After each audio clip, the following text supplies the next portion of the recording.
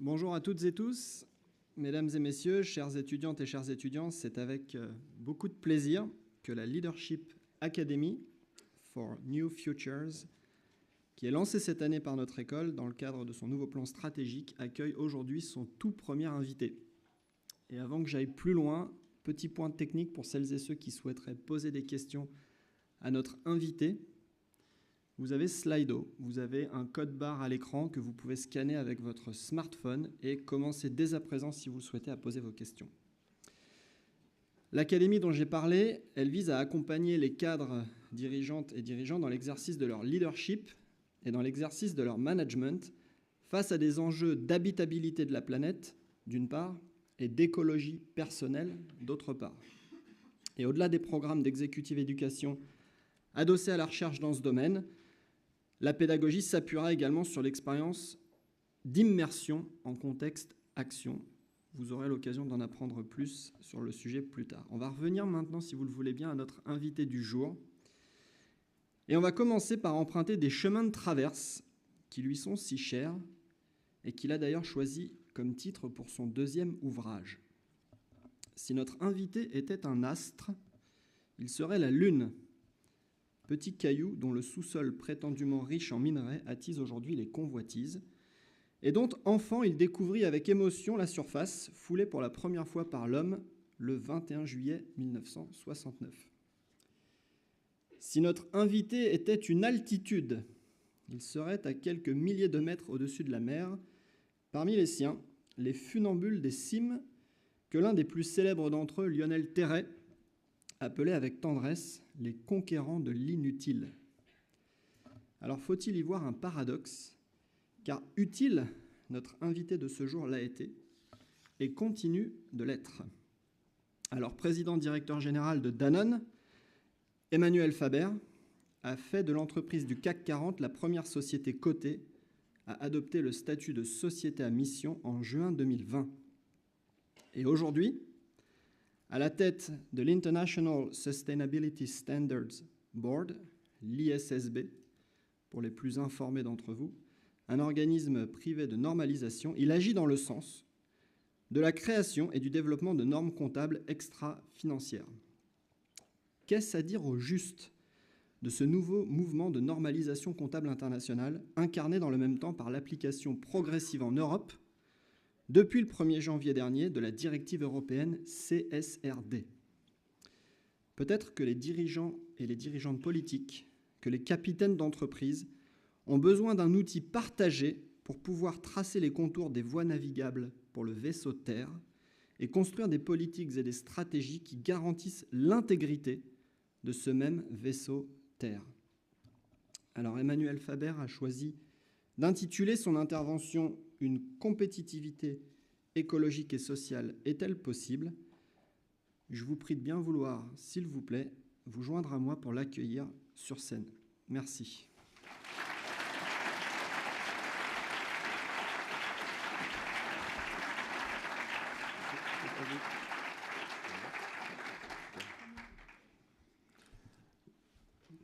Je vous vois mieux sans lunettes. Bonjour à toutes et à tous. Merci de m'accueillir ici parmi vous et de la confiance que vous me faites pour lancer ce programme de leadership. Je trouve que trouver le mot anthropocène assis à côté de celui de pédagogie dans une grande école, c'est rare et c'est précieux. Et c'est pour ça que je suis content d'être avec vous et de dialoguer dans l'heure et demie qui vient.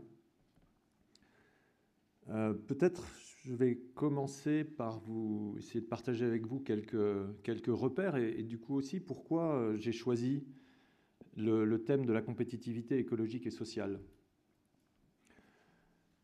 En fait, si vous êtes nombreux dans cette salle aujourd'hui, j'ai sans doute pas besoin de passer du temps à dire pourquoi ce thème est important.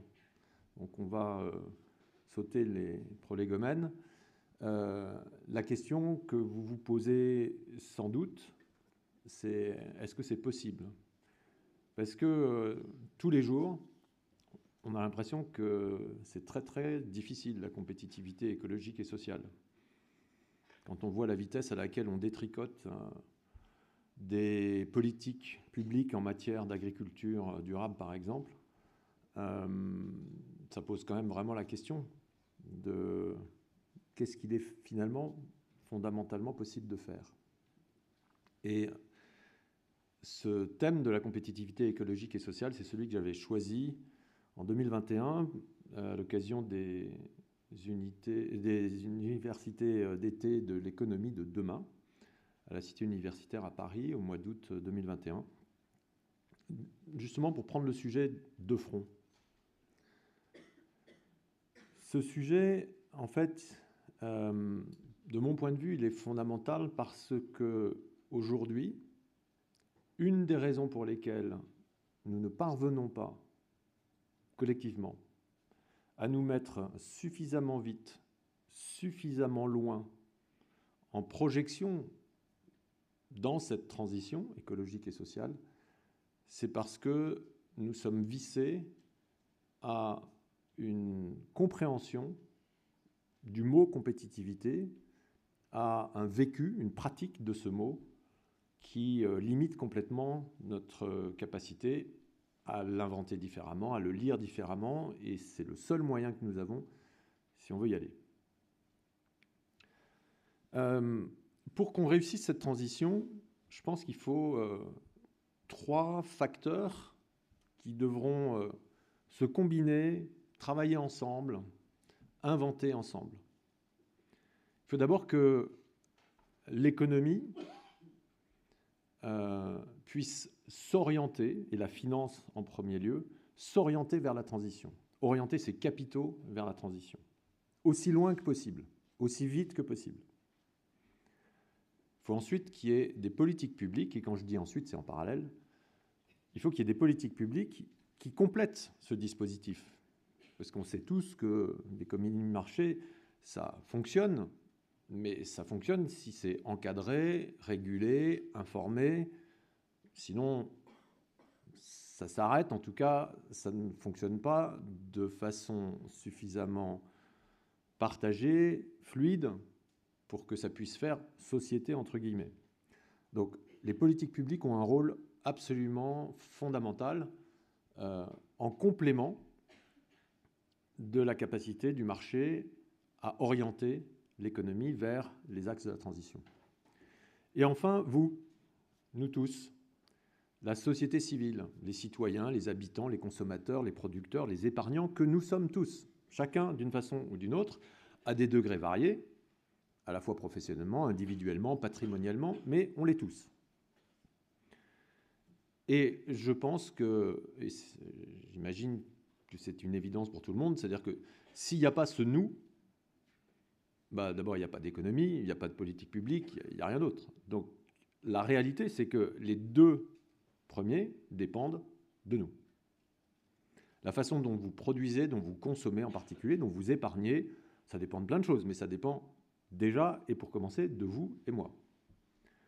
À l'inverse, la façon dont les politiques publiques, pardon, pas à l'inverse, de la même façon, la façon dont les politiques publiques se construisent là où vous êtes, dans votre immeuble, dans votre mairie, dans votre agglomération, dans votre pays, en Europe et ailleurs, dépend aussi de vous, de nous tous, à vrai dire. C'est ça qui est compliqué, c'est qu'on n'est pas toujours tous d'accord.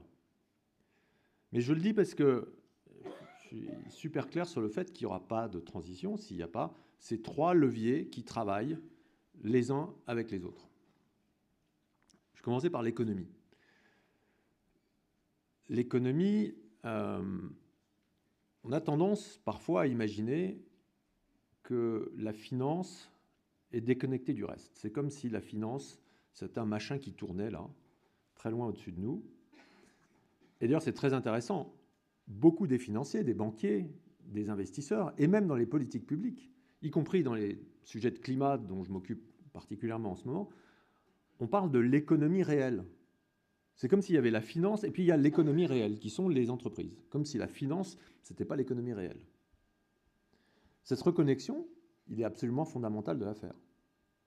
Mais je dirais de la même façon, l'économie est souvent perçue comme une espèce de truc qui tournerait indépendamment de vous et moi. C'est comme s'il y avait un grand modèle, là, puis on n'y peut rien, c'est comme ça que ça marche, quoi. La bourse, c'est comme ça que ça marche. L'économie, c'est comme ça que ça marche. C'est des modèles mentaux, ça. La réalité, c'est que derrière tout ça, ultimement, il n'y a que vous et moi.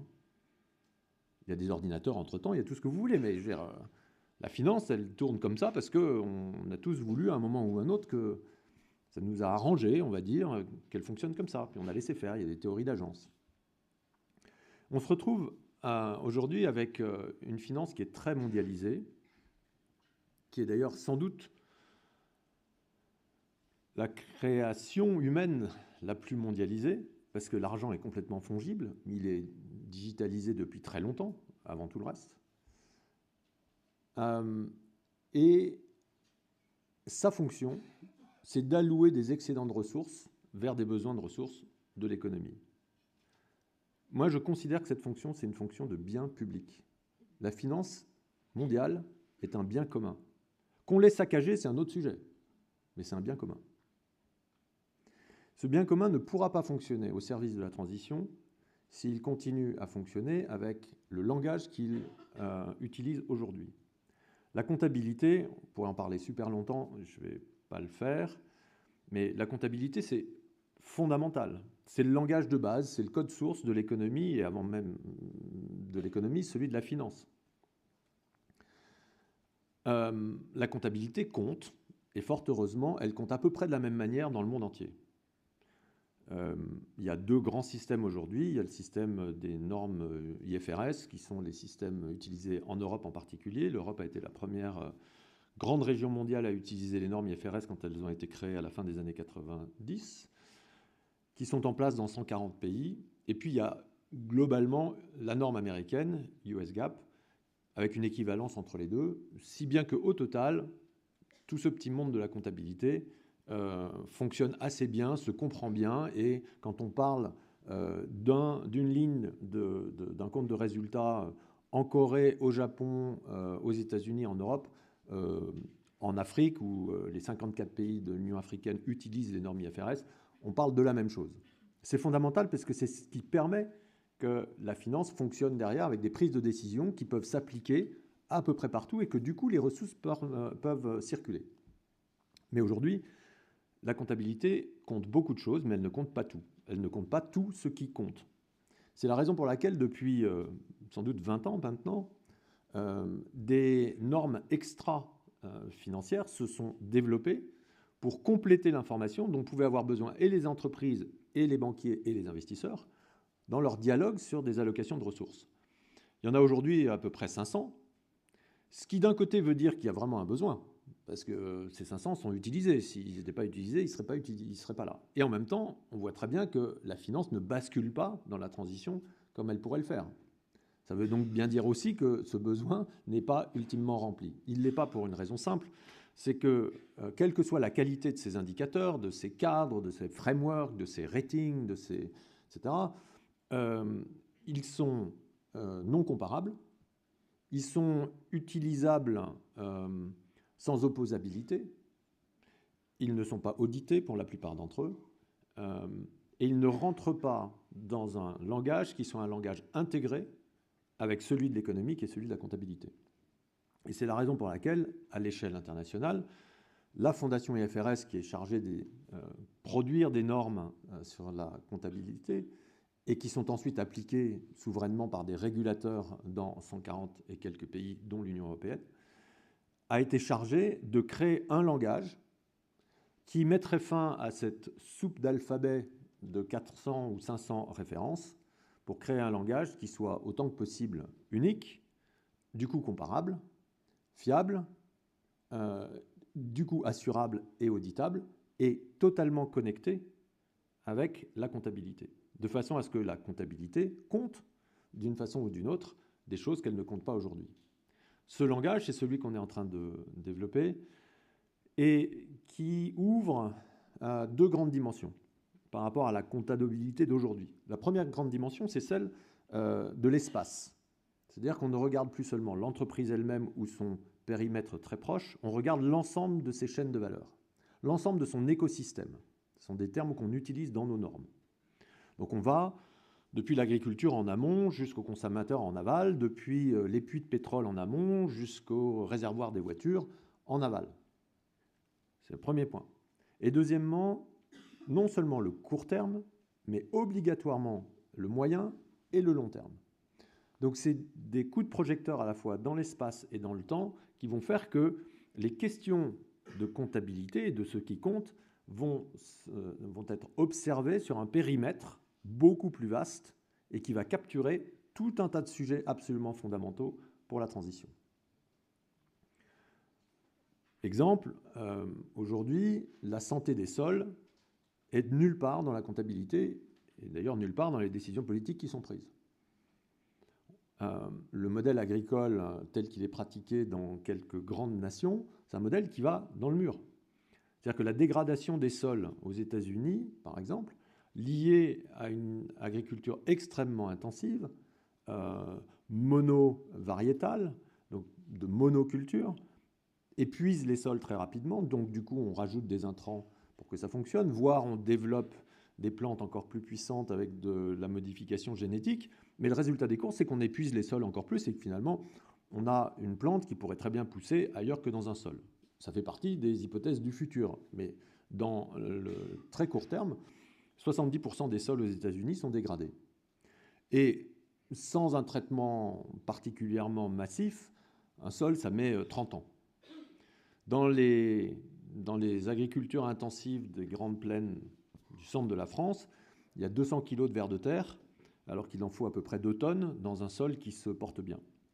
Bon, les vers de terre, ils mettent du temps à revenir. Il faut déjà que le carbone, au lieu d'être sorti par l'agriculture intensive, soit re-rentré dans le sol, puisque c'est la nature organique du sol, c'est ce qui fait à peu près 60% de la nourriture organique du sol, c'est ce qui structure d'ailleurs le sol, c'est ce qui évite que...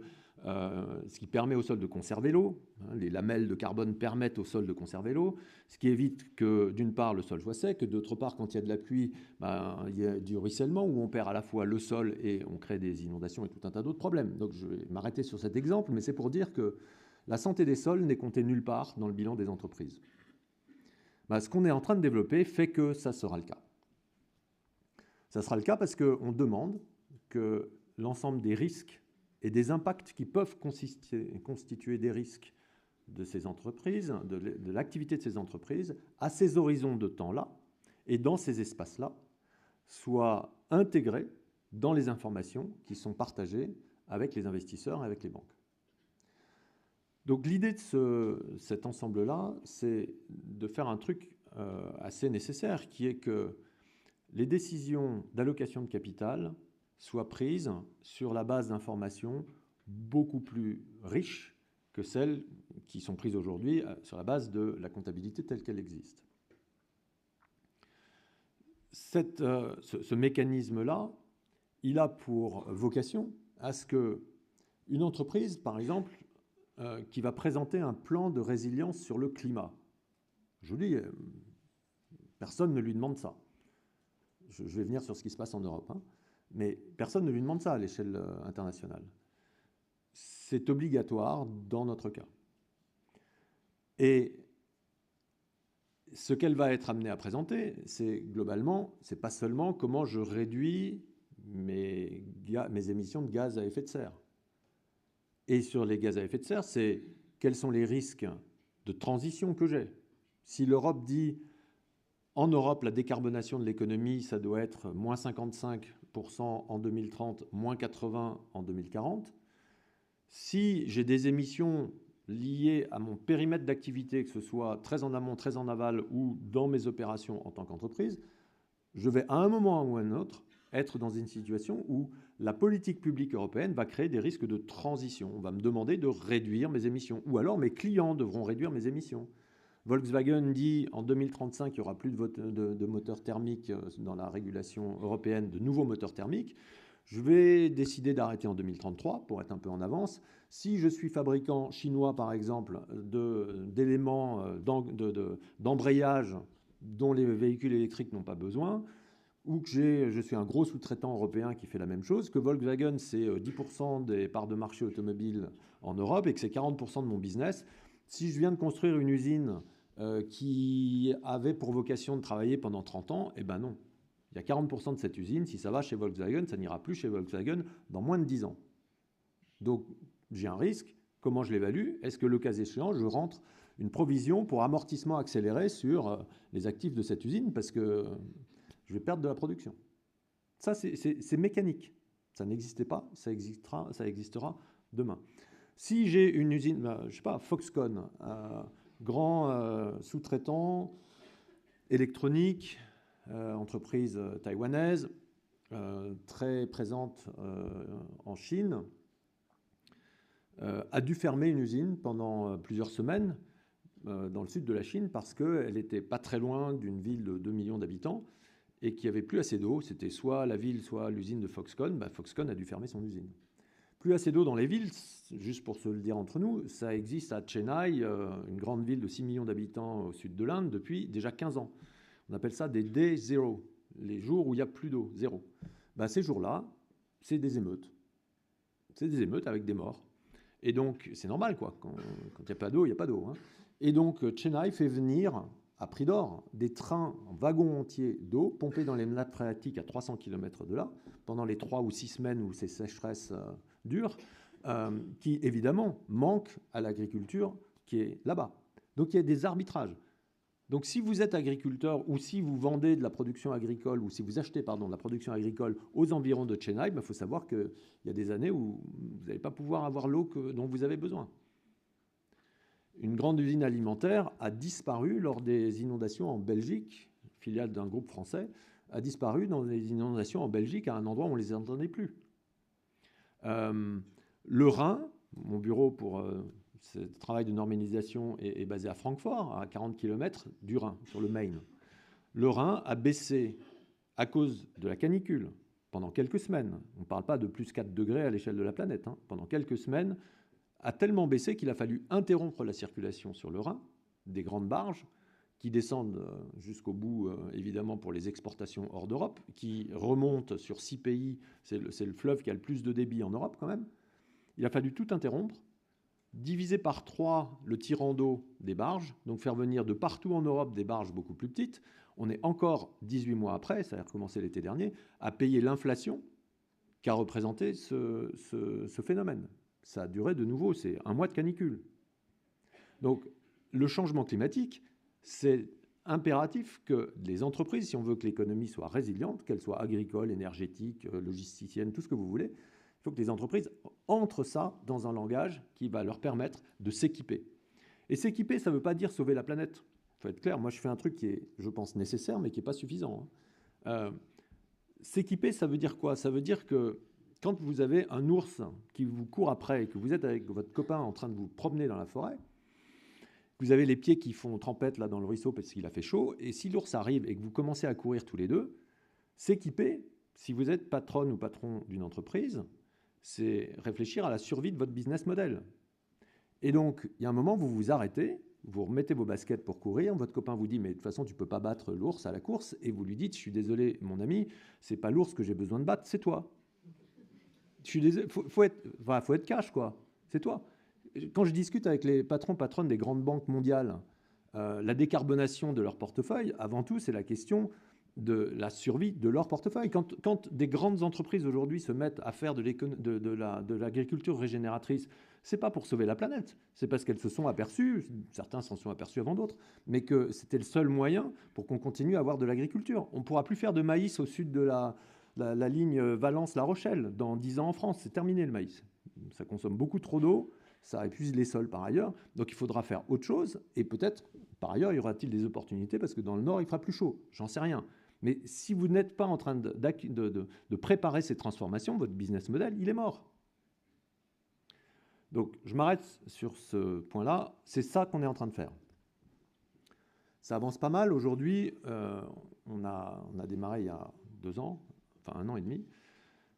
On a sorti ces 2 normes en juin de l'année dernière. Elles ont été homologuées par les autorités mondiales de régulation financière au mois de juillet. On est 6 ou 9 mois après.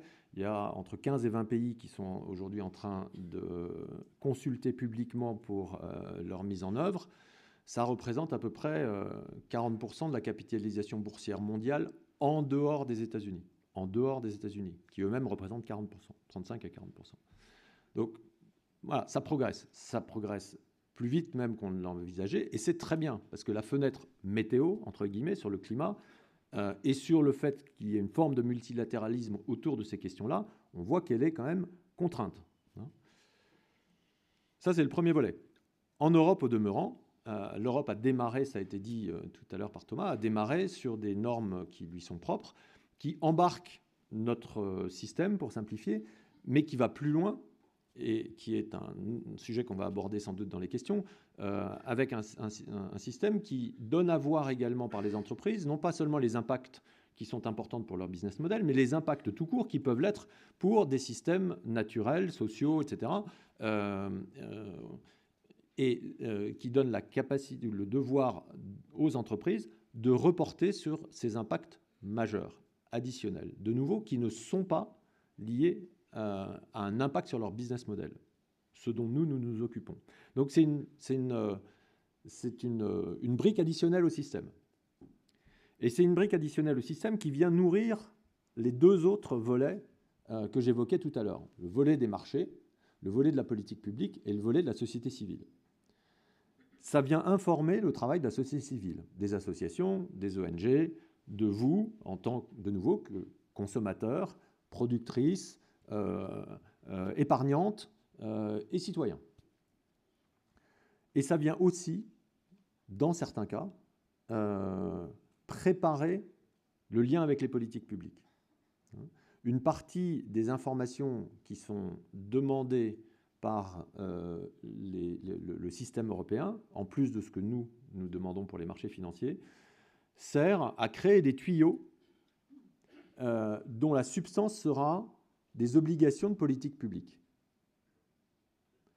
C'est tout l'enjeu, et ce n'est pas, je pense, l'enjeu du débat, mais c'est tout l'enjeu de ce qu'on appelle la CS3D, qui est une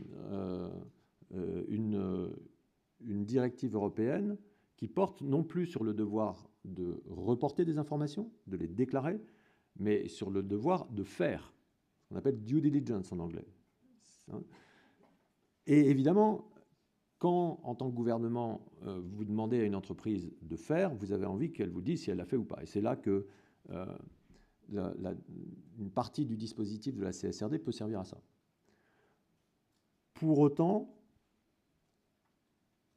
le fonctionnement fondamental de l'économie fait que si des politiques publiques engagées existent, je reviens sur moins 55 en 2030 en Europe ou moins 80 en 2040, si des politiques publiques engagées sont claires sur ces sujets-là, en plaçant les bons systèmes d'incitation, que ce soit de la conformité légale, de la fiscalité et d'autres systèmes d'incitation dans les politiques publiques, les marchés financiers et l'économie s'y ajustent. C'est forcé. Regardez ce qui se passe pour ceux ou celles que ça intéresse aux États-Unis avec l'IRA, Inflation Reduction Act, qui n'est pas du tout un Inflation Reduction Act. C'est une décision qu'a pris le gouvernement américain de mettre en place des systèmes d'incitation extrêmement importants pour les entreprises pour investir dans de l'énergie renouvelable. Ça marche à fond, hein. Donc, les politiques publiques, quelles qu'en soient les modalités selon les cultures des pays et leur fonctionnement, etc., ont un rôle absolument indispensable dans l'accélération des marchés financiers vers la transition et dans le fléchage plus précis de ce que le marché ne ferait pas de façon naturelle en termes d'orientation sur des politiques publiques choisies et qui dépendent évidemment de la compétitivité écologique et sociale de chacun des pays. Parce que, je vais revenir là-dessus et peut-être terminer là-dessus, la compétitivité aujourd'hui, quand vous allez sur le site du ministère, c'est la question du rapport entre les prix de production et les prix d'importation. Elle est mesurée en termes de coûts. Première chose, ces coûts et les revenus au demeurant ne tiennent pas compte de tout ce dont on vient de parler.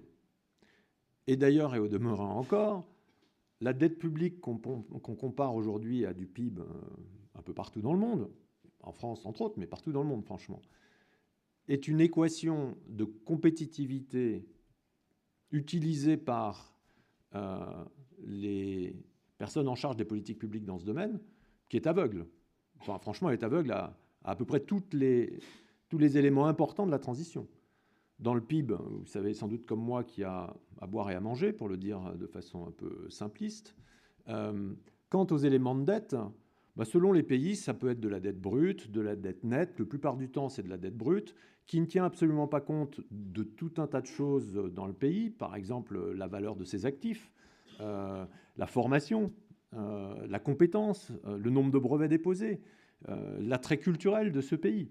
Je suis administrateur du Louvre. Le Louvre, qui attire 9 millions de visiteurs par an, est nulle part dans la valeur des actifs de la France. Donc, est-ce qu'on a vraiment les outils aujourd'hui pour piloter cette transition? Non, c'est évident qu'il va falloir, de même que la comptabilité des marchés financiers est en train d'évoluer, j'ajoute aussi de la supervision prudentielle. La supervision prudentielle, je garde juste si vous avez des questions sur ce point-là, mais il ne faut vraiment pas l'oublier. La supervision prudentielle, c'est ultimement le comité de Bâle qui, avec le Financial Stability Board du G20, produit des recommandations et des directives en matière de ratio de solvabilité, de liquidité, etc. pour les banques. Ils ont pris le climat comme sujet de travail depuis 2017. Et l'année dernière, quand on a sorti notre norme, on l'a travaillé avec tout le monde, y compris avec eux, bien sûr, sur le climat, ils ont décidé de prendre notre norme climat comme élément de référence pour tester les risques climatiques dans les portefeuilles bancaires, les portefeuilles d'assurance, les portefeuilles d'investissement. Globalement, ce qu'on appelle la température des portefeuilles. Et de la même façon, la BCE a passé un message extrêmement fort l'année dernière, lorsqu'après avoir fait passer des stress tests de climat aux banques, elle a décidé que sur les 130 banques qui lui avaient soumis en Europe le résultat de ces stress tests, il y en avait une demi-douzaine qui ne passaient vraiment pas la barre, et sans annoncer ni lesquelles ni de combien, mais elle a annoncé qu'elle avait immédiatement appliqué une prime de risque à ces banques. Donc le message, il est super clair. L'aspect systémique de ce travail, c'est un travail qui est non seulement sur les marchés financiers, mais également sur le système de supervision prudentielle. Et par ailleurs, sur la comptabilité des pays. À côté de la norme comptable, des normes comptables qui sont connues du marché, il y a toute la question de la comptabilité, des comptabilités nationales du secteur public. Et il y a un conseil de production de normes internationales en matière de secteur public, qui est indépendant, qui n'a rien à voir avec celui que je dirige, mais qui néanmoins est venu nous voir en disant ce que vous faites, c'est quand même vachement utile, visiblement, et qui, après avoir consulté publiquement tous ces process, etc., est en train de partir sur l'utilisation de nos normes pour le secteur public.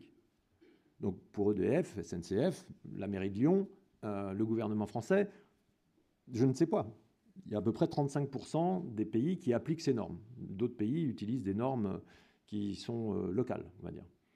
Mais donc, il y a un aspect systémique dans la dimension de ces changements, et je le redis, les politiques publiques devront être informées par les mêmes éléments pour pouvoir faire la transition et participer et pousser les marchés à aller dans la transition dans laquelle ils veulent les engager.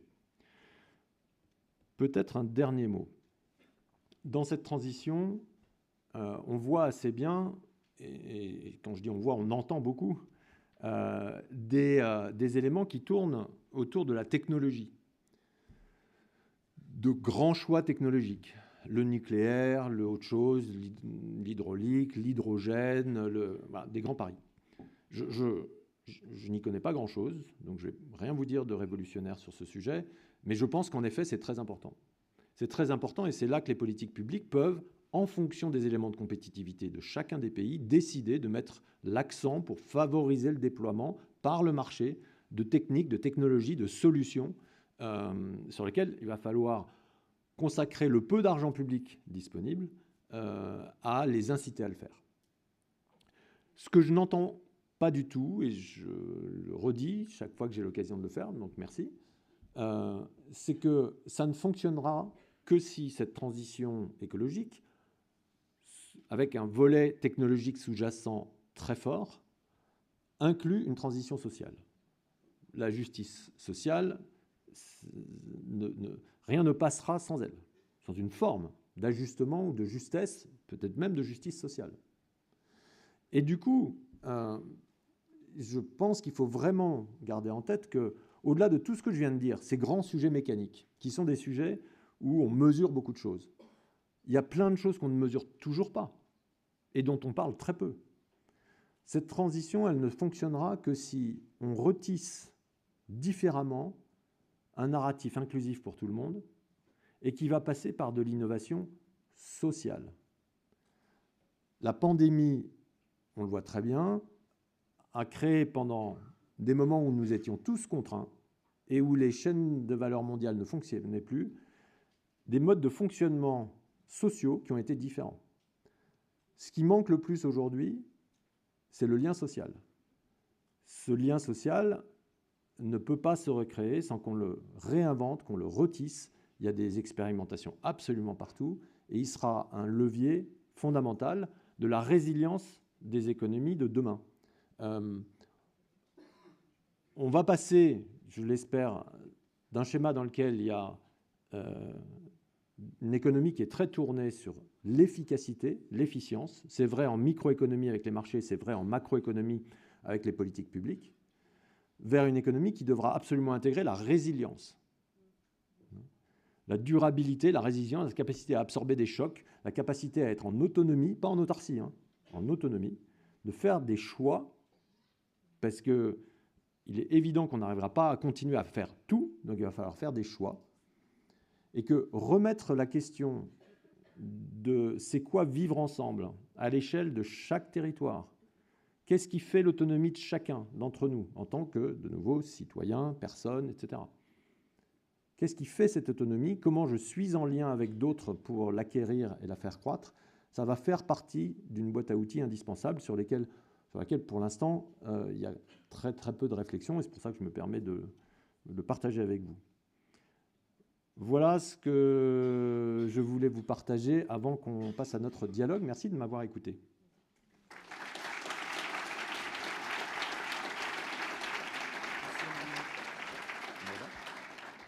Merci beaucoup Emmanuel pour ces premiers mots et aussi pour la multitude de portes que vous avez ouvertes. On va se faire fort maintenant d'aller voir ce qu'il y a derrière. Je vous invite s'il vous plaît à prendre place pour la table ronde qui va démarrer dans un instant et je vais également accueillir à vos côtés sur scène deux panélistes. Bertrand Valliorgue, qui est professeur de stratégie et directeur de l'Institut français de gouvernement des entreprises, ainsi qu'Alice Castan, qui est étudiante du programme Grande École à EM Lyon Business School et qui s'est intéressée à l'occasion de son mémoire de fin d'études à des sujets qu'Emmanuel nous a partagés aujourd'hui. S'il vous plaît, vous pouvez nous rejoindre pour cette table ronde. Merci aussi à celles et ceux qui ont déjà posté des questions.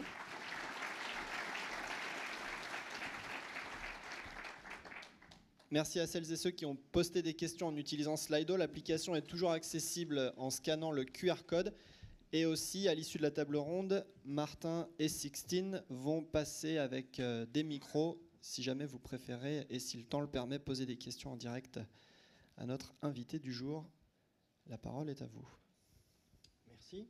Merci Thomas, merci Emmanuel pour cette passionnante conférence. Alors sur ce temps qu'on va passer ensemble, on va le diviser en deux parties. Une première partie où on va essayer de regarder un peu le portrait robot de l'entreprise compétitive socialement et écologiquement. On a bien vu les enjeux macroéconomiques de normalisation. L'idée, c'est aussi d'atterrir à l'échelle du management, du leadership et de la gouvernance. Donc ça, c'est plutôt moi qui vais engager la conversation avec vous. Et puis, il y aura Alice qui a fait un excellent mémoire sur les normes, sur la controverse CSRD ISSB. Donc, ça sera la partie plus outillage. Et bon, il y a déjà des éléments qui ont été avancés, mais Alice engagera la discussion sur ce point. Alors, il est évident, et je pense que c'est un point qui est partagé par l'audience, que vos engagements en matière de durabilité, la prise de conscience, elle est très ancienne chez vous. Enfin, ça ne date pas de Danone et ça ne date pas de l'ISSB. Et donc cet engagement autour des enjeux de durabilité, de préservation du vivant, on les a mis au cœur de la pédagogie au sein de Emlon Business School. On a un plan stratégique résonance porté par notre directrice générale, et c'est résonance avec le système Terre, c'est clairement assumé.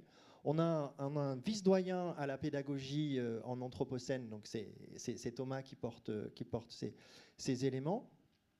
Et alors, la question que je veux vous poser, Emmanuel, c'est que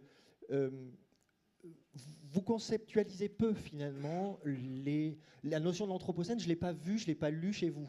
On voit l'engagement, on voit la nécessité du changement.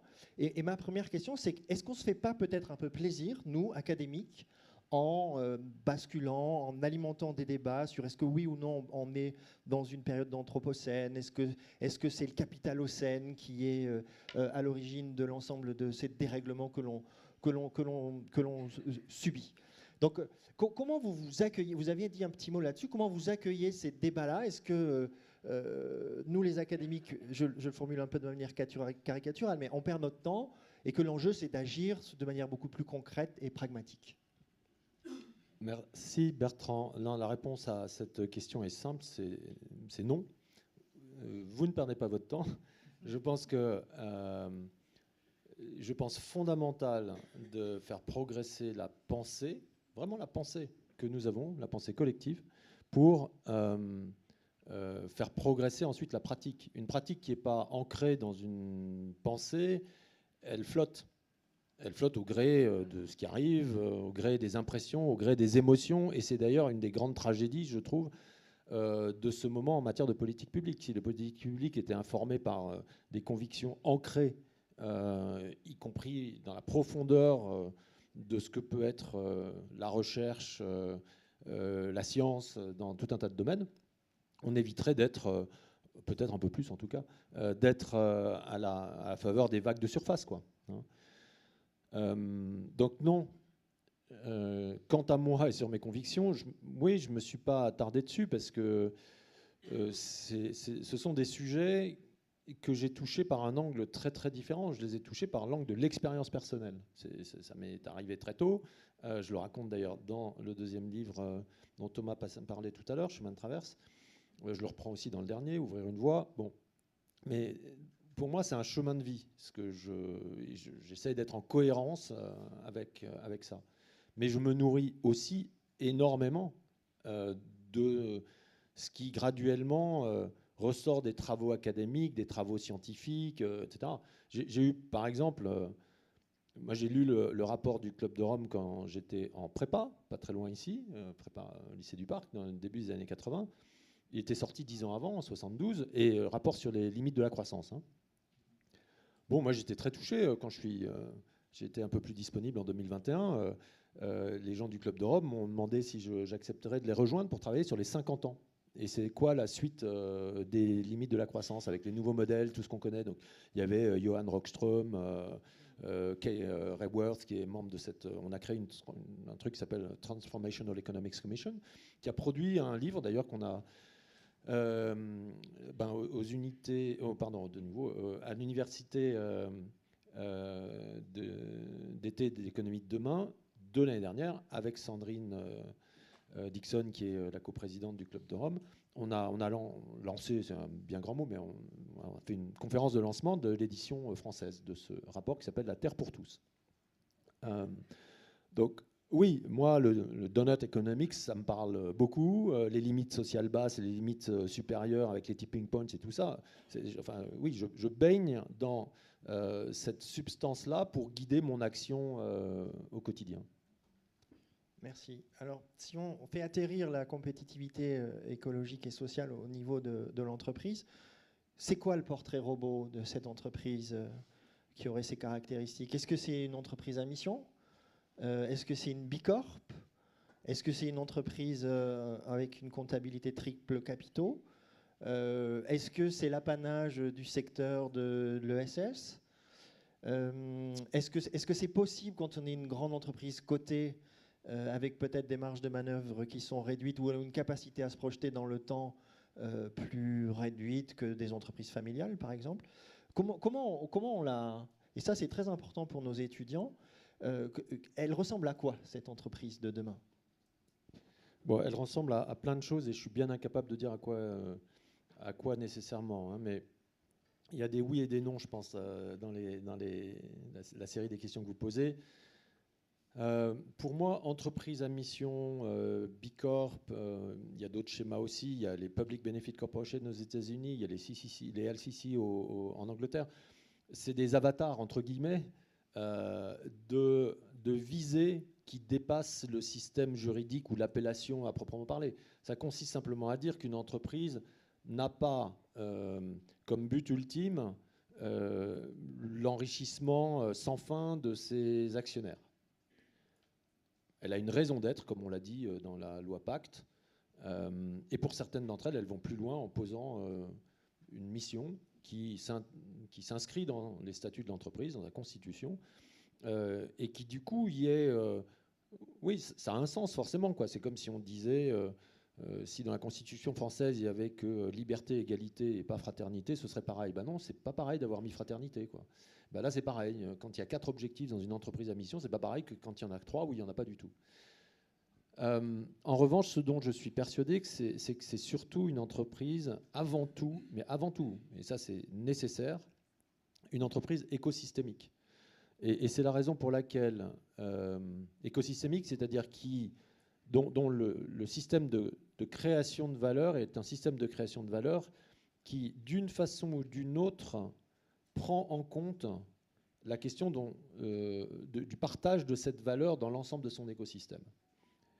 Un truc qui passe très inaperçu et que je me suis permis de relever du coup quelques fois, c'est qu'on a mis au cœur de notre norme fondamentale, donc de cette grammaire de comptabilité extra-financière qu'on a créée, au cœur, quand je dis au cœur, c'est le premier paragraphe de la première norme ISSB.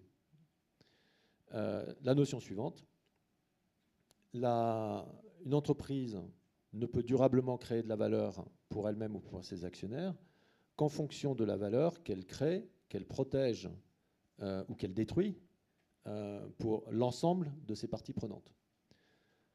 Et on décline ça sous plusieurs volets. Ça, je pense que c'est l'économie de demain. La nécessité de au moins réfléchir et prendre en compte le moyen long terme de la régénération de ce que d'autres appellent, vous avez évoqué la multicapital. Oui, d'autres appellent ça des capitaux, capital humain, social, manufacturé, financier d'ailleurs, naturel évidemment. Ensuite, est-ce que c'est l'apanage de l'ESS? Non, évidemment. C'est au contraire. L'ESS, c'est en France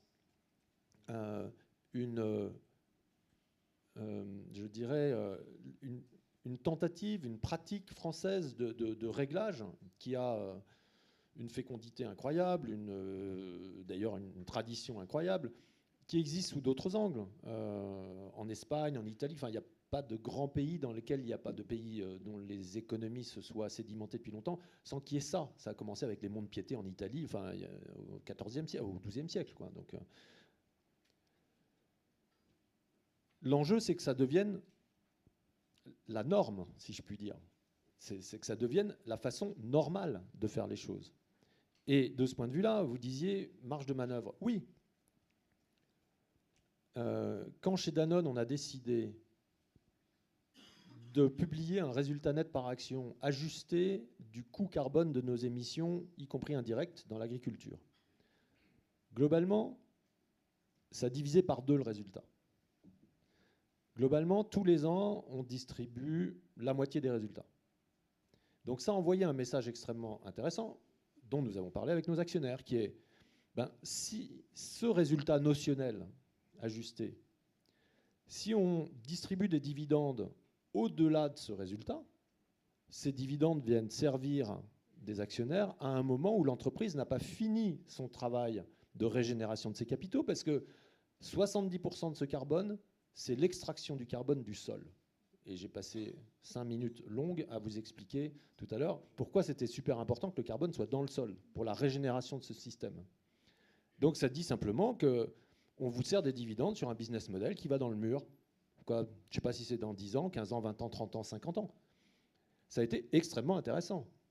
Le patron de Standard & Poor's, S&P, qui est une immense agence de notation, a tweeté en soutien fort de cette annonce. Et il est d'ailleurs, sans surprise, un des soutiens importants de ce qu'on est en train de faire.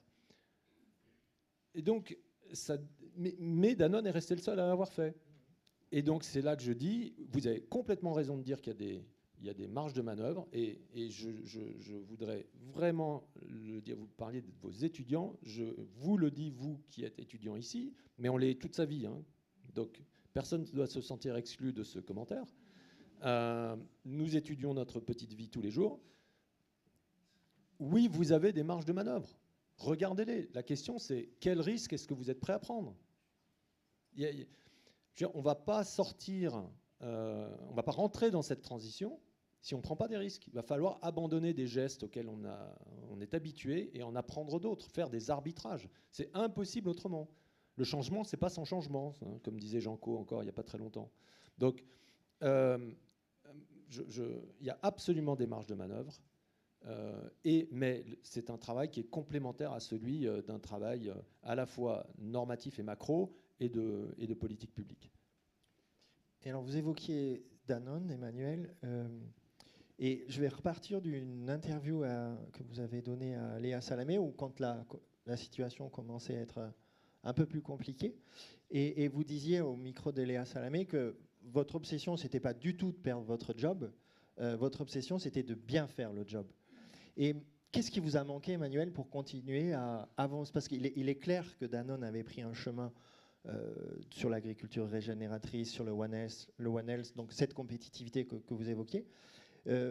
Qu'est-ce qui a manqué ? Alors peut-être au niveau du conseil d'administration, au niveau du dialogue actionnarial. C'est votre analyse maintenant à froid de cet épisode. Et puis, du coup, ma question, c'est aussi comment va atterrir les normes ISSB dans les conseils d'administration ? Est-ce que vous pensez que c'est un levier de transformation ou d'évolution de cet organe de gouvernance ?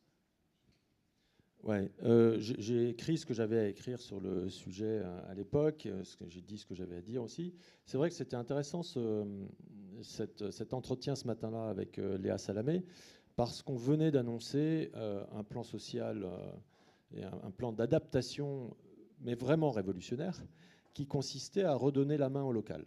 Ça s'appelait d'ailleurs Local First.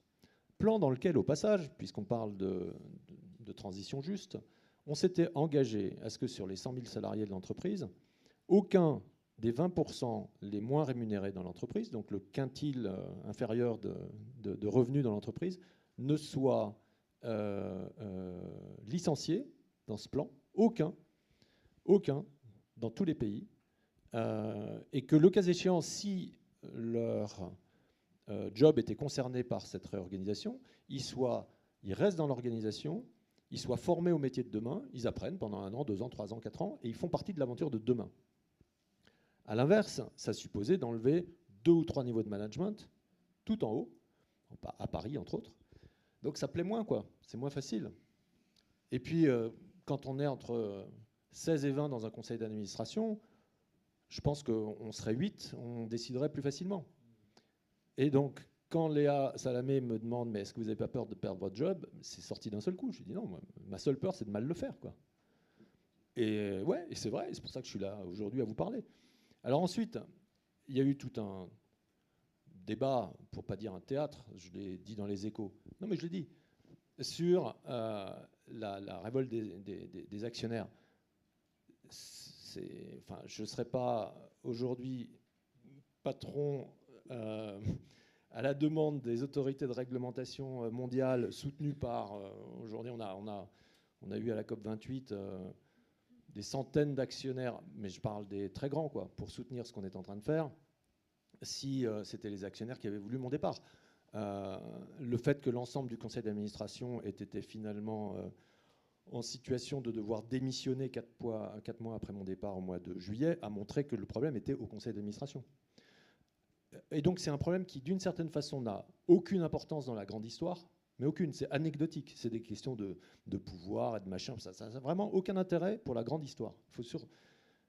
Ce qui est, en revanche, je trouve assez caractéristique, c'est en effet la question de la gouvernance des entreprises. Et je partage complètement, j'étais à New York il y a 15 jours avec l'association nationale des administrateurs indépendants d'entreprises, pour une discussion à bâton rompu d'ailleurs sur comment est-ce qu'on forme les administrateurs à la transition. En moyenne, c'est quand même plutôt des gens qui sont d'une génération qui n'a pas complètement expérimenté la transition, qui se projettent sûrement moins à 2050 que Alice, et qui continuent à piloter avec une compta qui est ce qu'elle est aujourd'hui. Donc, à peu près tout est en place dans les conseils d'administration pour que ça ne bouge pas. Vous rajoutez l'entre-soi qui existe dans certains pays et tous les administrations, les administrateurs croisés, etc. Et vous arrivez à des sorties de route. Bon, voilà. Donc, c'est anecdotique, mais en même temps, c'était très intéressant cette conversation parce qu'on sent très bien que selon les entreprises, la prise de conscience de la nécessité d'avoir des conseils à la hauteur de ces enjeux, elle est prise différemment, mais elle existe. Je pose juste un truc qui est objectif. Une enquête faite par PwC, un des grands auditeurs comptables, l'année dernière, ou il y a un an, peut-être un an et demi, enquête auprès de autour d'1 millier de membres de comités exécutifs de grandes entreprises à l'échelle internationale. 75% des membres de comités exécutifs ont dit que leur conseil était très loin d'être capable de les aider à piloter la transition. Donc ouais, il y a un énorme boulot de ce côté-là. Oui. Merci Emmanuel. Alice, je vous passe la parole sur les normes comptables et le reporting. Ça marche. Il marche bien.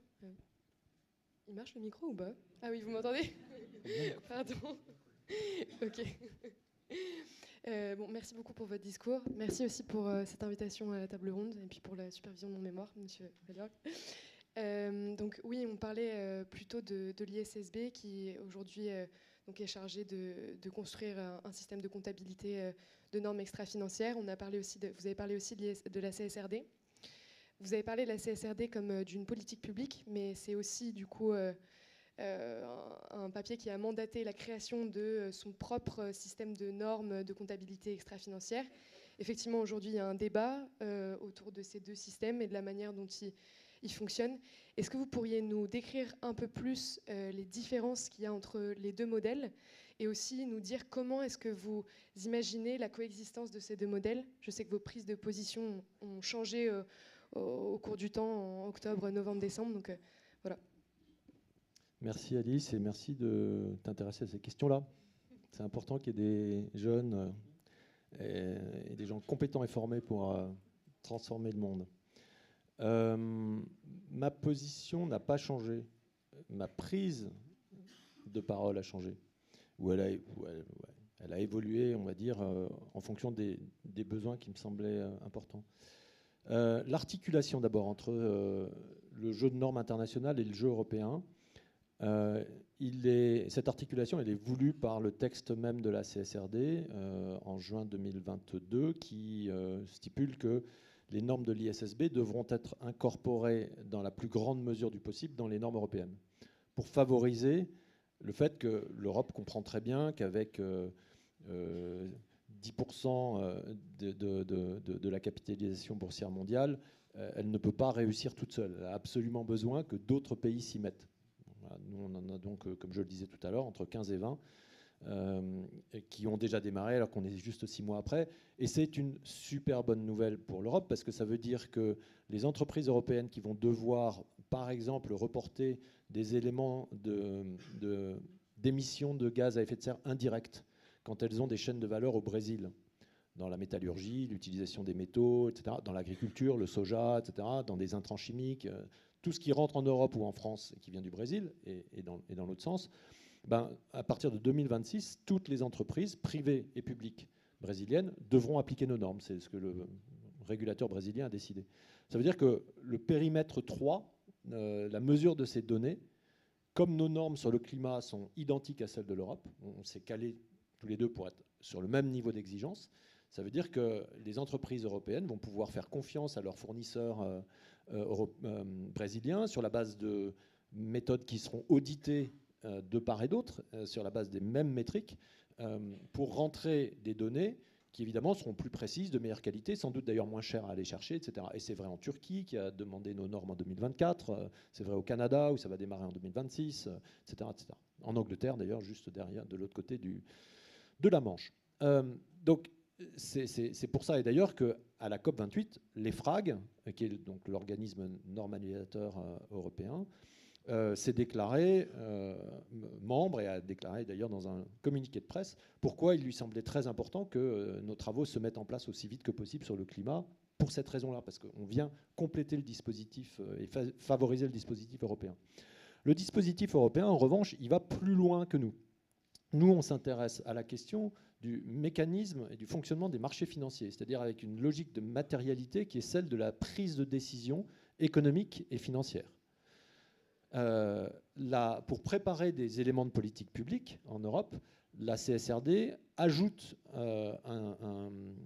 une dimension qui est celle des impacts de l'entreprise qui seraient indépendants d'éventuelles conséquences sur son business model ou sur ses perspectives de développement.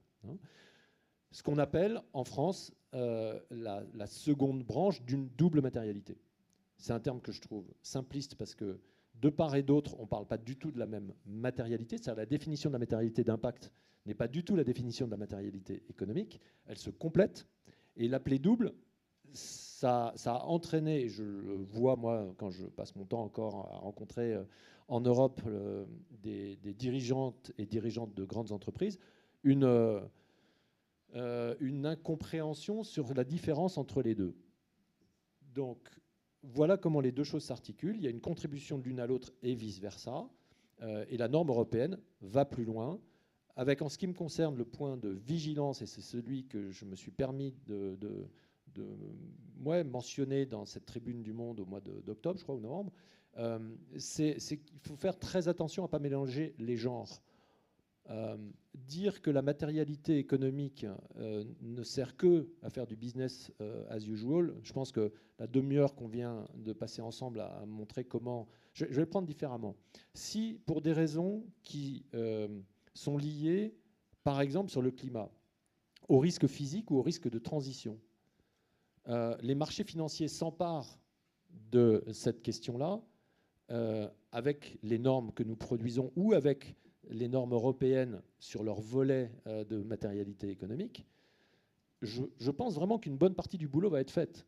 Et c'est ça qu'il ne faut pas perdre de vue. Quand, de COP en COP, les gouvernements promènent leurs promesses de 100 milliards d'euros pour un fonds de dommages pour les pays du Sud, ben on voit qu'ils ont quand même d'abord du mal à rassembler les 100 milliards d'euros. Mais c'est toujours difficile de parler de très grands chiffres. Mais la capitalisation boursière des marchés d'actions dans le monde, c'est l'équivalent du PIB mondial. C'est-à-dire c'est 100 000 milliards. Ce n'est pas 100 milliards, c'est 100 000 milliards. Si on y ajoute la dette cotée, donc les obligations, c'est 4 fois plus que ça, puisqu'il y a 300 000 milliards. Donc c'est au total le périmètre de ce sur quoi ces normes de matérialité économique en Europe, les nôtres, et ce sont les mêmes sur le climat dans le monde, vont jouer, c'est la transition de ces 400 000 milliards. On dit qu'il faut à peu près 2 à 4 000 milliards par an pour que la transition s'opère.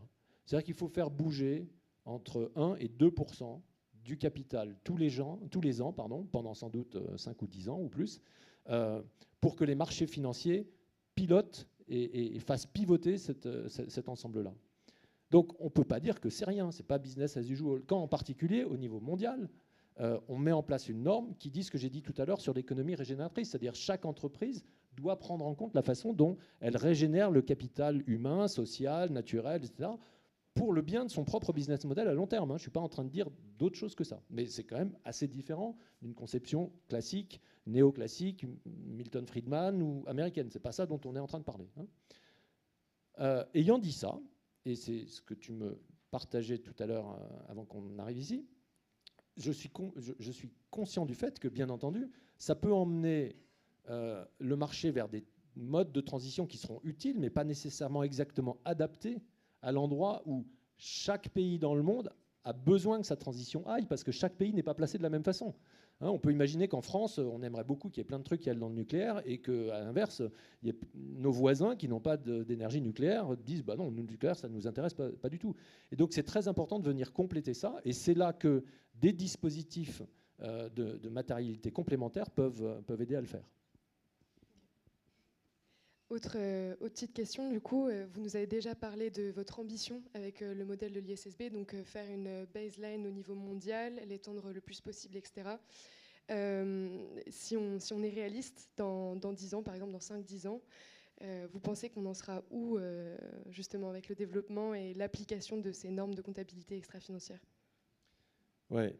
Quand on m'a demandé de prendre ce rôle, c'était un mandat qui pouvait aller de 3 à 5 ans, et j'ai demandé 3 ans, parce que je ne suis pas sûr qu'on réussisse. On m'a demandé récemment, puisque 3 ans, ce sera à la fin de cette année, on m'a demandé de réfléchir à poursuivre, et c'est un honneur pour moi, et j'ai décidé d'accepter. Donc je serai là pour 3 ans de plus. Moi, mon objectif, il est de faire bouger les prix de marché sur ces questions-là. Je veux dire, le jour où il y a un signal de marché qui est donné, c'est-à-dire qu'une entreprise qui rate son objectif de réduction de gaz à effet de serre annuel, et qu'elle aurait donné parce que désormais c'est rentré dans la réalité des discussions entre les investisseurs et les entreprises, le jour où elle rate ça et que ça a le même impact sur son cours de bourse que d'avoir raté de 3% son résultat net par action, je pense que ce jour-là, on a gagné. Quand est-ce que ce sera et où, je ne sais pas. Ce que j'ai dit rapidement tout à l'heure, il y a une quinzaine de pays qui consultent aujourd'hui publiquement, qui représentent 40% déjà de la capitalisation boursière mondiale en dehors des États-Unis. C'est allé beaucoup plus vite qu'on ne le pensait pour l'instant, mais avant que ça ne rentre véritablement ensuite dans les réglementations, on voit le temps que ça prend partout dans le monde, quoi, hein. Même si aujourd'hui, il y a déjà, le Japon a dit en 2025 ce sera rendu obligatoire. J'ai parlé du Brésil, j'ai parlé de la Turquie. Donc, ce n'est pas des échéances à 10 ans, c'est des échéances à 1 an, 2 ans, 3 ans, 4 ans. Donc oui, j'ai très bon espoir que dans 5 à 10 ans, le moteur de l'économie et de la finance mondiale soit bien en place pour accompagner la transition. Merci. Merci beaucoup Emmanuel, Alice et Bertrand pour ce début d'échange. Les questions fusent sur l'application Slido. Je vais peut-être commencer par en lire une avant que Sixtine et Martin puissent passer aussi vers vous pour vous tendre le micro. Une question, Emmanuel, qui renvoie à un adjectif que vous avez utilisé plus tôt dans votre exposé. Vous parliez de systémique. Puis ensuite, ont été finalement présentées et développées différentes dimensions de ce système ou de ces systèmes, des dimensions managériales, techniques, politiques, scientifiques. Et la question porte sur le rôle dans ces chemins de transition que l'on cherche individuellement et collectivement à construire pour les spiritualités et les arts, ce qui fait aussi un petit écho supplémentaire à ce que vous nous avez dit au sujet du Louvre. Est-ce que vous pouvez peut-être franchir cette porte et ces nouveaux chemins ? Ouais, merci Thomas. Que vous dire ? La beauté sauvera le monde. Bah oui, c'est vrai. Enfin, pardon, je ne sais pas si c'est vrai. C'est évidemment pas moi qui l'ai dit, hein, mais je ne fais que le répéter. Mais j'y crois. Je pense justement qu'un des grands angles morts qu'on a sur la transition, c'est la dimension culturelle. Et la dimension culturelle, elle n'est jamais très loin. Alors vous dites spiritualité, je ne sais pas. Mais elle n'est jamais très loin, au moins d'une métaphysique. Au moins d'une réflexion qui vient se placer au-dessus de la réalité, quoi, qui interroge la réalité, le sens des choses. Et Ouais, moi, ce que je peux dire, en tout cas à titre personnel, j'ai absolument besoin d'être en montagne. Je ne ferais pas ce que je fais si je ne suis pas régulièrement en montagne, où je me retrouve en face d'un infiniment petit et d'un infiniment grand qui est d'une beauté qui me transcende complètement, quoi. Et donc, je me sens, en particulier quand je grimpe, je me sens vraiment réunifié. Je retrouve en moi une capacité à grandir en tant que personne, à me déployer en tant qu'acteur de ce petit changement dans lequel on est tous embarqués, à prendre des risques sans trembler, quoi. Voilà, faut y aller, quoi. C'est comme en grimpe, hein. Il y a un moment, faut y aller. Ouais, donc je crois vraiment, vraiment, vraiment, vraiment que la dimension culturelle de la transition, avec derrière le culturel l'émerveillement pour quelque chose qui est indicible, hein. Kant disait que l'émotion esthétique est la plus belle de toutes, enfin en d'autres termes, c'est la plus gratuite, disait-il. Moi j'aime bien la morale kantienne. Ouais, on ne peut pas la choisir, on ne peut pas la réprimer, elle est là, elle s'impose. Quel qu'en soit le motif, que ce soit un motif spirituel, intérieur, ou un motif lié à nos sens, quoi. Pardon, je suis long, mais c'est un énorme sujet, hein. Et c'est pour dire que je crois vraiment à ça, et je crois que, mais profondément, alors j'ai dit, écrit, pratiqué, la culture, c'est le premier avantage concurrentiel d'une entreprise. Le premier, sa culture. Le développement de sa culture, la conscience de sa culture. Je pense que c'est pareil pour les pays. Je recommande à celles et ceux qui, bon, que ça intéresse, la lecture d'un livre de Wang Kruning, qui est l'un des politologue, on va dire, sociologue chinois influent, qui a écrit un livre dans les années 90, à un moment où il vivait aux États-Unis, qui s'appelait America versus America, et où il prédisait, c'est un grand mot, mais franchement, il faut lire, il prédisait la situation actuelle aux États-Unis et produisait du coup des recommandations sur, à l'échelle de la Chine, dans sa culture, etc., ce qu'il était important de préserver ou de recréer sur des questions de narratif, de culturel, d'enracinement dans les pays. Je pense que c'est fondamental. Merci pour votre réponse. Je me tourne vers Sixtine. Y a-t-il quelqu'un qui souhaiterait, Marie-Rachel peut-être, au premier rang, Sixtine complètement à l'opposé. Ah pardon, Martin. C'est les projecteurs. Merci beaucoup. Marie-Rachel Jacob, professeure en management stratégique des ressources humaines. Et je voudrais effectivement d'abord vous remercier toutes et tous pour cette très belle intervention et rebondir sur ce qu'on pourrait appeler la régénération du capital humain, si je suis effectivement votre logique. Je vous remercie aussi pour l'exemple que vous avez, l'illustration que vous avez proposée sur ce que vous avez fait à Danone, sur ce fameux plan social de protéger effectivement les personnes les plus exposées, je dirais, au risque de chômage et de perte de capacité d'emploi. Est-ce que vous avez d'autres idées sur cette dimension de la régénération du capital humain, et en lien notamment avec ce qu'on vient de dire sur la culture, puisque je voudrais faire aussi un lien avec les travaux de Tessa sur l'écologie personnelle. On a quand même un constat assez dur aujourd'hui sur le taux d'absentéisme maladie dans les entreprises, les difficultés des cadres, des femmes en particulier, à faire face aussi à des exigences du travail, des exigences de la vie personnelle. Et voilà, donc sur cette idée de régénération du capital humain en lien avec des cultures d'entreprise qui soient porteuses de cette régénération. Merci. Il faut 2 heures de discussion, là, au minimum. Oui, c'est fondamental. Qu'est-ce que je peux vous dire ? Des trucs simples, si on a envie. Et je dis ça parce qu'on l'a fait. Sur la protection des salariés, en 2008, pendant la crise financière, on a fait la même chose dans l'ensemble de l'écosystème. On a levé un fonds de dotation de 100 millions d'euros auprès des actionnaires. On est allé demander leur avis. J'ai fait le tour de chacun des grands actionnaires pour avoir leur avis. Ils nous ont donné leur accord. Il y a eu 98% de votes favorables. On a donc retiré des profits d'une année de crise, 100 millions d'euros pour faire du capacity building auprès de tous les petits jobs de l'écosystème de l'entreprise partout dans le monde. On a consolidé, je pense, à peu près 100 000 emplois. Ce n'est pas énormément, mais c'est à peu près un dixième. C'est les points de fragilité de cet écosystème. Il y a à peu près 1 million de personnes dans l'écosystème direct, complet.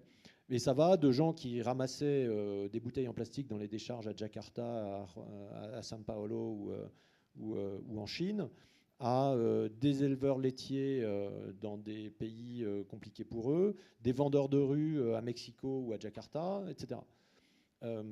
C'est faisable, voilà, ça c'est faisable. Et ça, je pense que c'est, on parlait tout à l'heure de l'économie régénératrice, quand je vois ce que ça a donné 15 ou 20 ans après, c'est une évidence. Un deuxième point, je pense fondamentalement que les solutions pyramidales qu'on a trouvées depuis 100 ans pour faire grandir les entreprises ne peuvent pas être celles de demain. J'y crois pas. Elles vont continuer parce qu'elles sont solides, parce qu'il y a plein de gens qui ont intérêt à ce qu'elles continuent. C'est sûr que plus on va payer les gens qui sont en haut, et mieux vous êtes payé pour aller en haut, mieux c'est bien d'avoir une pyramide, quoi. Une fois que vous y êtes, vous n'avez pas envie de l'enlever, hein. Ça, c'est sûr que... mais ça ne marche pas. Moi, je l'ai vu pendant le Covid. Vous ne pouvez pas prendre, quand il y a vraiment besoin de prendre des mesures comme on en a prises, on réunissait le comité exécutif tous les jours, dans le monde entier, pour faire le point sur ce qui se passe au Brésil, ce qui se passe en Indonésie, en Chine, aux États-Unis, l'Italie, la Turquie, ça arrive, la France, etc., etc. Vous ne pouvez pas.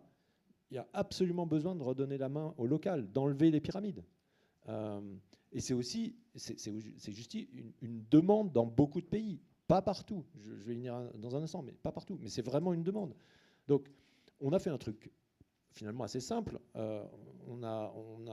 Pour la culture, on a dit super important que tous les salariés soient actionnaires, au moins une action.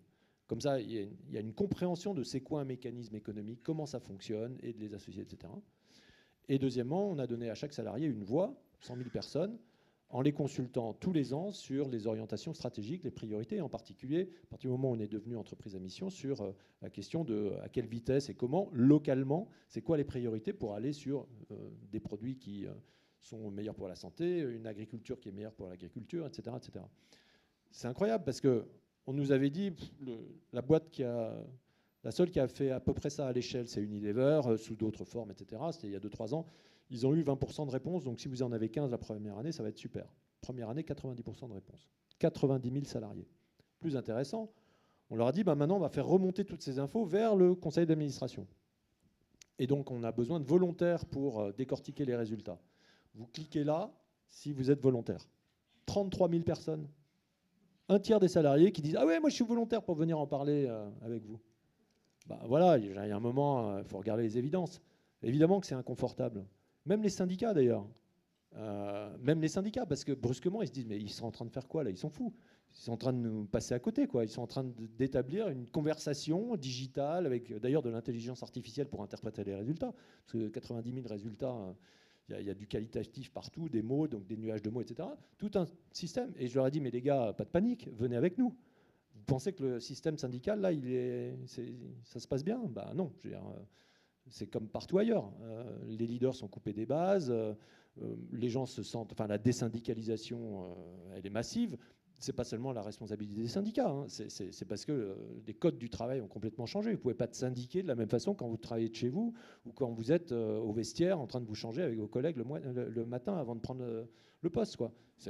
Donc, c'est des questions d'évolution de l'économie dans certains pays, de mode de travail post-pandémie, entre autres, de générations qui ont des aspirations qui sont différentes.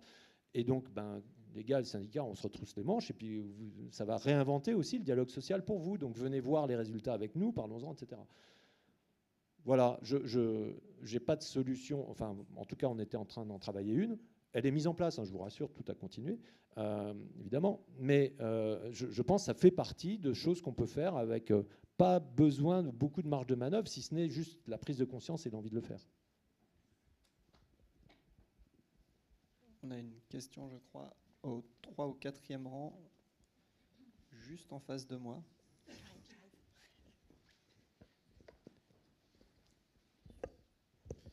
Bonjour, Thomas Basset, Accélérant Industrie. J'aurais une question en fait qui est plutôt liée au développement produit.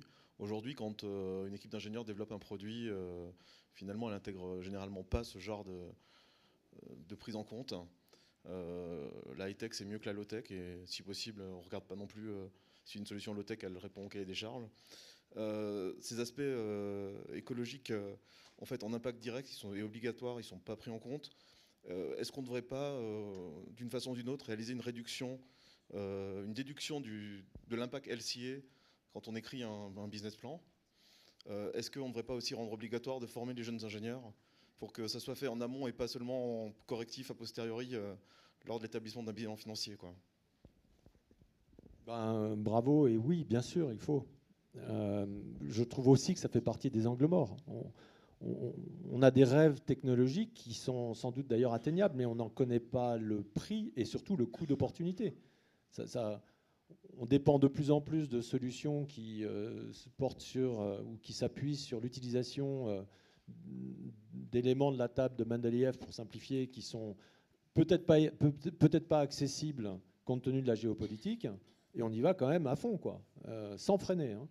Et j'en ai discuté avec les collègues de France Stratégie 2030. Il n'y a pas de solution low-tech. On vise du high-tech, high-tech. Il n'y a pas d'innovation sociale et pas de solution low-tech.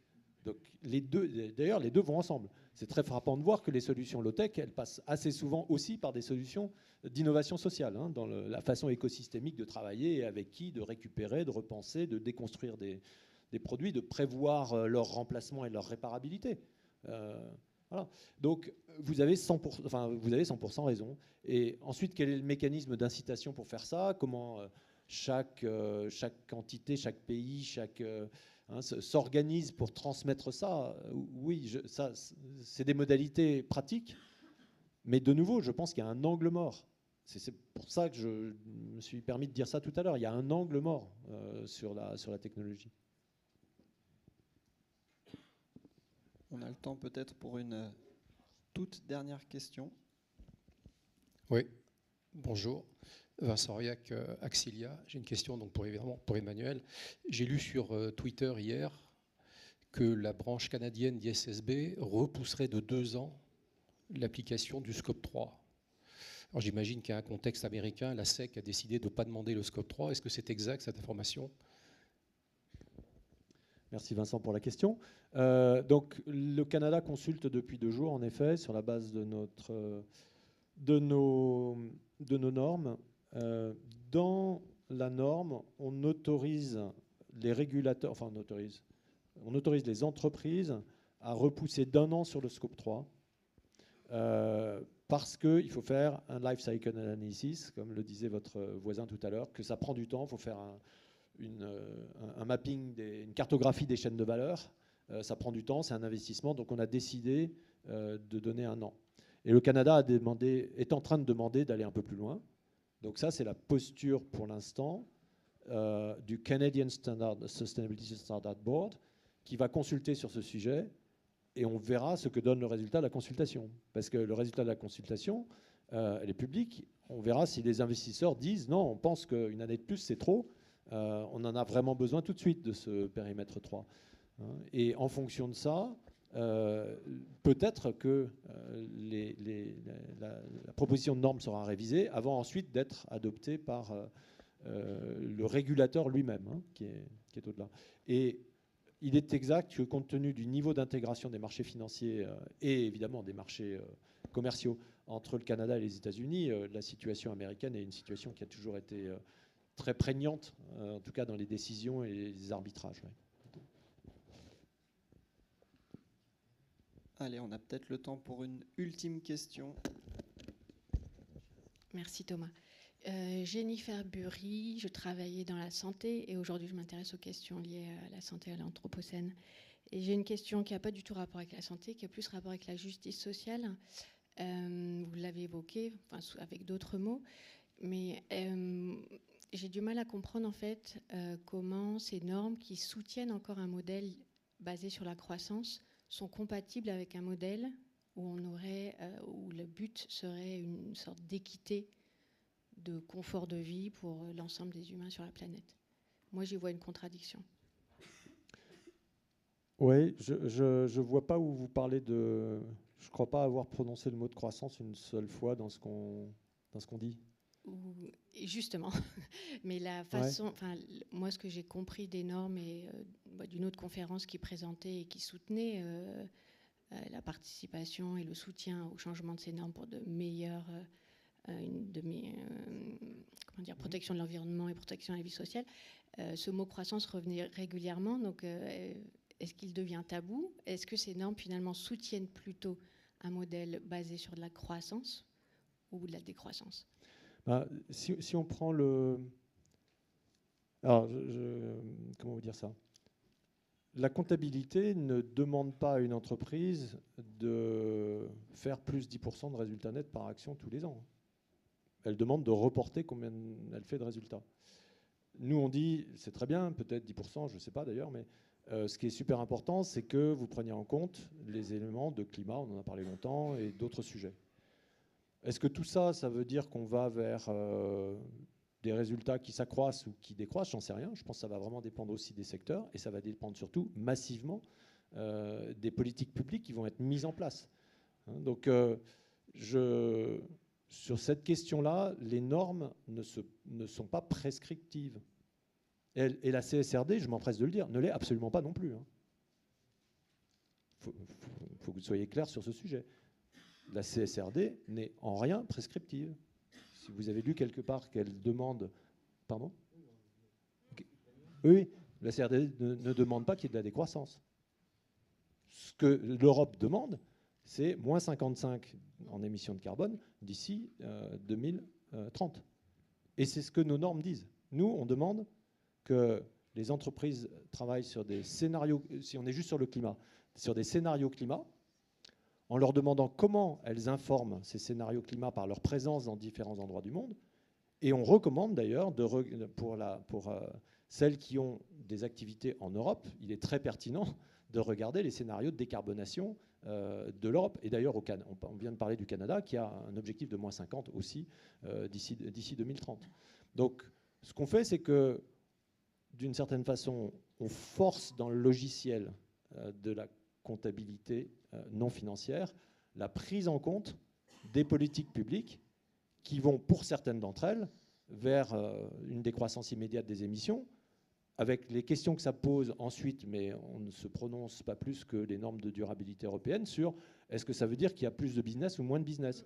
Ce qui est évident, et c'est ce que je trouve d'une certaine façon tellement, mais même fondamentalement intéressant aujourd'hui, c'est que les questions de climat et les questions de stabilité sociale et de résilience sociale vont être tellement importants pour le futur de nos économies que ça va nous amener à nous poser des questions et à regarder les modèles d'entreprise et les modèles macroéconomiques de façon complètement différente.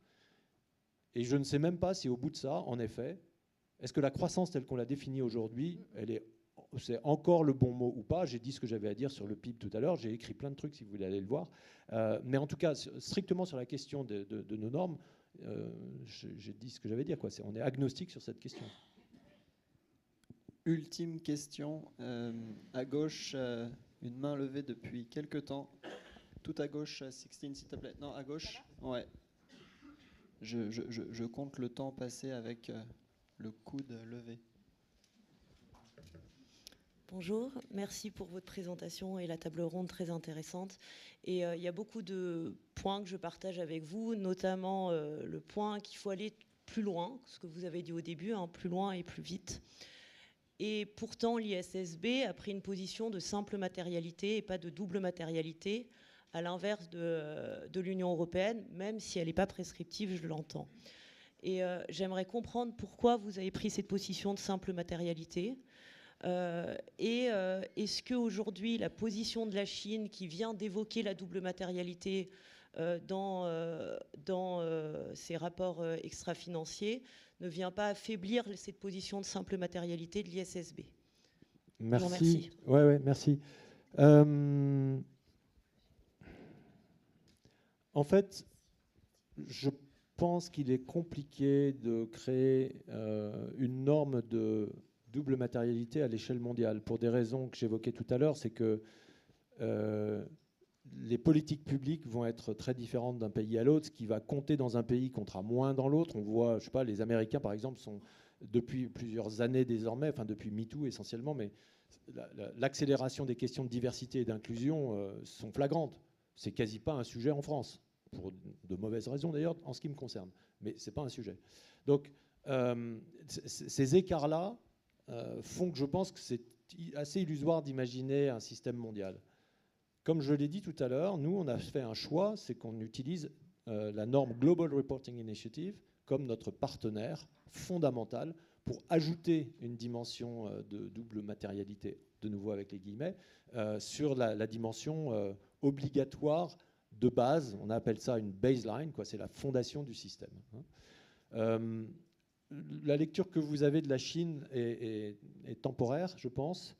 Il s'agit, en l'occurrence, du régulateur des 3 grandes places boursières, Shanghai, Shenzhen et Pékin, et n'est pas le reflet de la stratégie sur laquelle la Chine est en train de travailler. Mais de nouveau, la position qu'on a prise à l'ISSB, je le répète, je ne dis pas que c'est suffisant pour la transition. C'est en revanche absolument fondamentalement nécessaire. Et le risque, c'est de dire que ça ne l'est pas. Donc moi, ce qui m'inquiète plus dans votre question, c'est de vous dire, c'est éventuellement la question sous-jacente. C'est ce qui importe et ce qui va faire bouger la transition le plus vite, il est indéniable que c'est la matérialité économique, qui est capable de bouger, comme on l'a dit, quelques 1000 fois plus vite que ce que les politiques publiques vont être capables de faire. Alors là, je pense qu'on est vraiment arrivé au terme de cet échange. Jean-Louis Aubert chanterait « Voilà, c'est fini ». Merci beaucoup Emmanuel pour le temps passé avec nous aujourd'hui.